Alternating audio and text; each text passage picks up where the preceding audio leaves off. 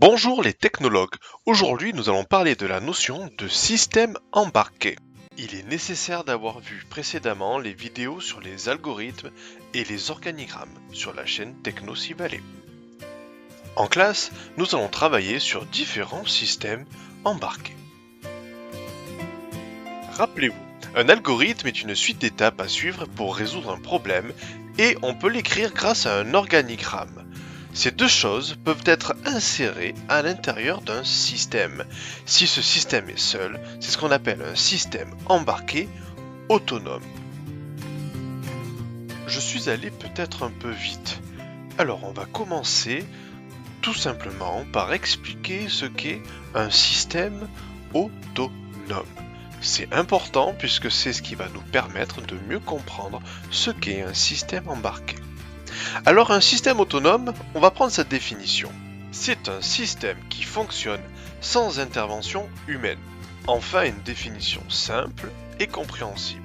Je vous mets en image plusieurs exemples. Le premier est une caisse automatique qu'on peut retrouver dans un supermarché, c'est un système autonome. Des remontées mécaniques automatisées, c'est un système autonome. On peut aussi imaginer un portail automatique, c'est un système autonome pour accéder à une résidence. Et pour terminer, une voiture automatique qui est un système autonome. Pour schématiser tout ça, on peut considérer qu'au centre du système autonome, on a le cerveau, c'est-à-dire l'algorithme qu'on a écrit et qu'on a enregistré. On va avoir d'un autre côté tout ce qui va nous permettre de recevoir des informations, de voir, d'entendre, d'enregistrer. On pourra aussi mesurer une grandeur physique. De l'autre côté, on va retrouver des choses qui vont émettre une information. Une lumière, un texte, un mouvement, un son, des informations qui vont aller vers l'utilisateur. Alors si on schématise encore plus, on obtiendra trois parties. Acquérir ce qui reçoit, traiter ce qui calcule, gère, et actionner ce qui va émettre ou transmettre des informations. On obtient ainsi ce que l'on appelle la chaîne d'information. Je répète les trois parties, acquérir, traiter, actionner. Et c'est grâce à cette chaîne d'information que mon système va être autonome. Sur cette image, vous pouvez voir l'exemple d'un portail automatique. Je rappelle simplement qu'un portail automatique permet de faire rentrer ou sortir des gens d'une maison ou d'une résidence. Je ne vais pas ici rentrer dans le détail technique, mais on va essayer de repérer sur cet exemple les différents éléments qui font partie de la chaîne d'information. La première partie, acquérir, c'est la partie où on va détecter la voiture. C'est donc un détecteur de passage posé de chaque côté. Je l'indique ici sur le schéma en jaune.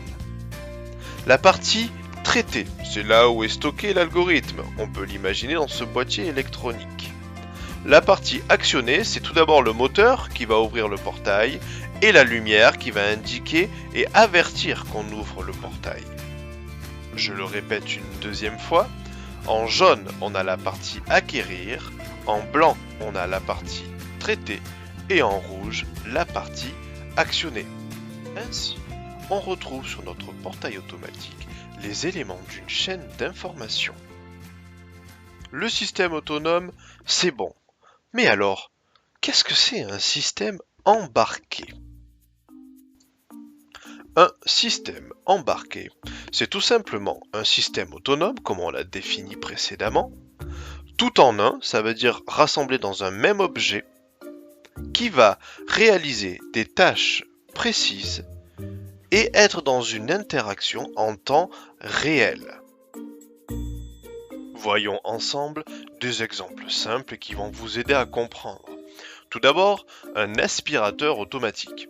L'aspirateur automatique est un système qui va combiner plusieurs éléments lui permettant d'interagir avec l'extérieur tout en aspirant les poussières. Un jouet type robot est un jouet qui va interagir avec l'utilisateur.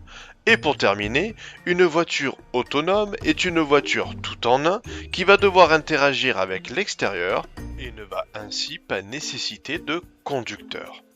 On se rend compte que ces trois objets sont donc autonomes, tout en un, ils effectuent des tâches précises et en temps réel, on a notre définition du système embarqué.